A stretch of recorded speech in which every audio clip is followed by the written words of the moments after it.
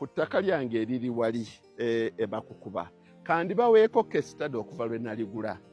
Ettaka eryo nagula ebibanja by'abantu abasukka mu 40 ne mbasasula.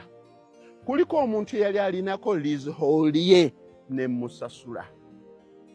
Oluvannyuma after some time there was a freehold ne ngisasula.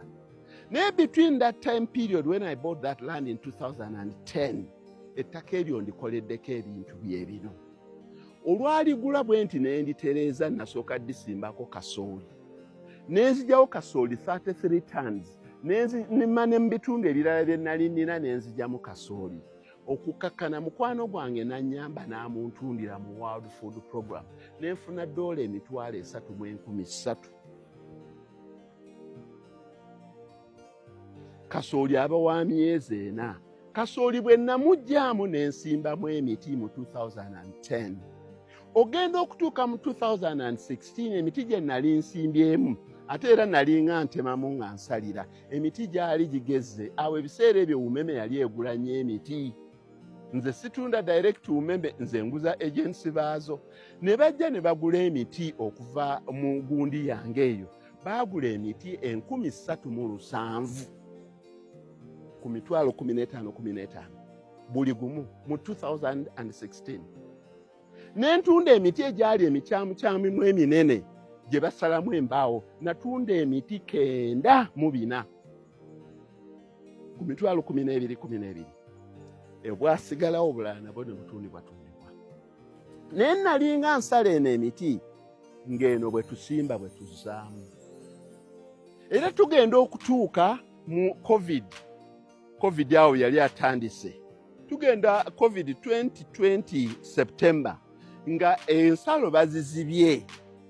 Ensalo bwe baziziba timba nga takyayingira kuva mu ggwanga lye mumanyi. Abantu batandika kuva bwayise eyo Kawempe.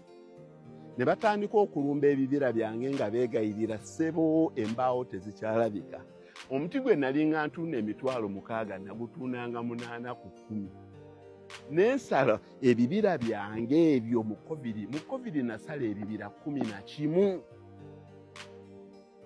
Naye we nasalanga nga nzirawo n'ensimbawo. Buli we nasalanga nga nzirawo n'ensimbawo. Buli we nasalanga nga nzirawo n'ensimbawo.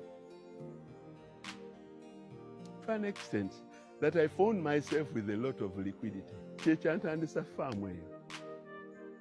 Naye ng'ate even before mu miti giri era nalinga nninamu ente. Naye ne gye nasimba mu COVID kati era giigyo ngisaze. Giigyo naakagituuka halfway. Kati nsaze omulundi ogwokusatu n'ensimbamu omulundi ogwokuna. People who are doing these valuations, how do you determine the rate of return on investment for land? Mugenda ku buplots bw'ekiwaatule ne Namasuba nawa ne mulooka mubuuza purchase price ne mufuna ne selling price or market value ne mwawulako after 10 years ne mulooka mulaba difference ne mulooka mu determining the rate of return on land.